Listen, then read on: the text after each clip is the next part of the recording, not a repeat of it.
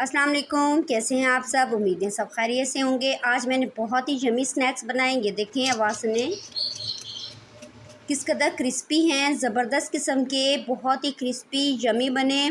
और आपको मज़े की बात बताऊं, ये सिर्फ आलू और प्याज के बने हैं। ज़्यादातर आलू और प्याज ही डला है, बाकी चंद चीज़ें डली हैं।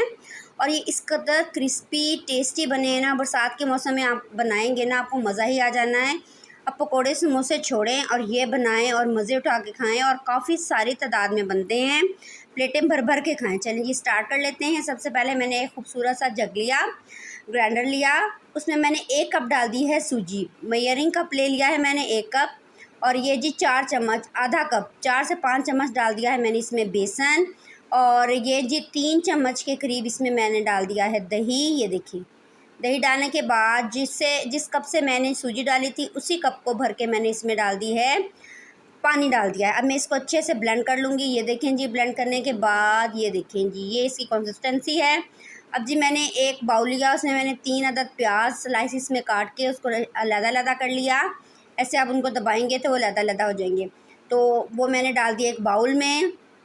अब मैंने इसमें डाला ढेर सारा हरा धनिया, आधी चम्मच नमक की, चिली फ्लेक्स की डाल दी है मैंने चम्मच भर के।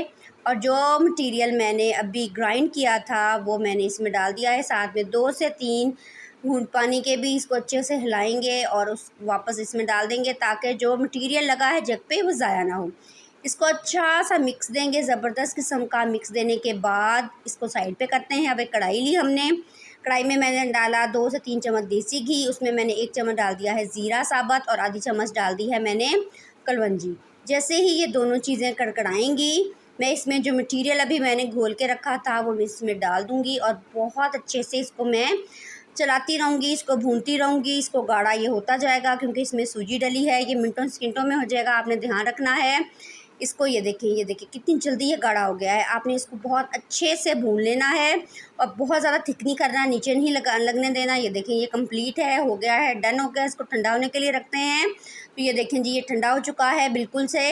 अब मैं इसको डाल लेती हूँ एक बाउल में। जी बाउल में इसको हम ट्रांसफ़र कर लेते हैं। ये डाल दिया बाउल में। अब मैंने ये 3 अदद थे मेरे पास आलू, जिन्हें मैंने बॉयल करने के बाद अच्छे से वो कद्दूकश कर लिया। 1 चम्मच डाली मैंने आमचूर पाउडर, 1 चम्मच डाली मैंने चाट मसाला की। और ये है जी क्यूब, चिकन क्यूब, इसको भी मैंने कद्दूकश करके अंदर डाल दिया है ताकि फ्लेवर अच्छे से आए। और अब ये है जी 4 चम्मच के करीब कॉर्नफ्लोर नहीं है तो 4 चम्मच चावल का आटा भी डाल सकते हैं। अब इन सब चीज़ों को वेल कंबाइन कर लें, बहुत अच्छे से इनको गूंद लें। ये देखें बन गया ना अच्छा सा मटेरियल। अब अच्छे से मटेरियल को ऐसा करें रख दें थोड़ी देर के लिए, आधे घंटे के बाद ये इसकी मैंने इस साइज़ की मैंने ये इसके बना लिए हैं रोल से। आप जो मर्ज़ी शेप बना लें, चौकोर बना लें, चौरस बना लें, त्रिकोण बना लें, जो आपकी मर्ज़ी। चलिए जी अब इनको कर लेते हैं फ्राई। अब मैंने जी कढ़ाई रख दी है ऊपर गर्म होने के लिए। तो ये 1 बाय 1 मैं इसमें डालती जाऊंगी। एक बात का आपने बहुत ख्याल रखना है, मुझसे गलती हो गई थी, मैंने ठंडे ऑयल में इसको डाल दिया तो वो ठंडे ऑयल में डालने की वजह से ये सारे खुल गए। तो आपने गरम गरम ऑयल में इसको डालना है और गरम गरम ऑयल में डाल के आपने इसको ऐसे फ्राई कर लेना है। ये देखिए कितने ज़बरदस्त लग रहे हैं, मिनटों सेकंडों में बनेंगे इंशाल्लाह से। बनाते जाएँ निकालते जाएँ, बनाते जाएँ निकालते जाएँ। ये देखिए माशाल्लाह, ये देखिए जब आपने इसको कढ़ाई में गरम गरम ऑयल में डालना है तो पहले 1 मिनट तो आपने इसको बिल्कुल भी नहीं छेड़ना। 1 मिनट के बाद आप इसको अच्छे से हिलाएंगे तो ये देखें, और आपका ऑयल ज़रा भी गंदा नहीं होगा अगर आप गरम ऑयल में डालेंगे। ठंडे में डालेंगे तो ये टूट जाएंगे, खुल जाएंगे। ये देखें थोड़ा सा और 1 मिनट के लिए इसको फ्राई कर लेते हैं। देखिए माशाल्लाह से ज़बरदस्त मेरे तकरीबन सारे स्नैक्स हो चुके हैं। ये देखिए माशाल्लाह, ये देखिए आवाज़ सुने इसकी ज़रा, क्या ज़बरदस्त इसकी आवाज़ आ रही है। और मज़ा आ जाना है आप जब इसको खाएंगे, इंजॉय करेंगे इंशाल्लाह से। डिप कर कर के इसको खाएं।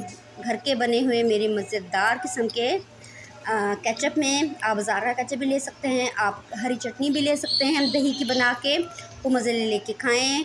ढेर सारे बनेंगे, उनमें से आधे में अपने हमसायों को दें, खुद खाएं और सारे फैमिली मेम्बर्स मिलके एंजॉय करें। उसके बाद गर्मा गर्म चाय पिएं, आपको मज़ा ही आ जाना है। ओके जी, अल्लाह हाफ़िज़।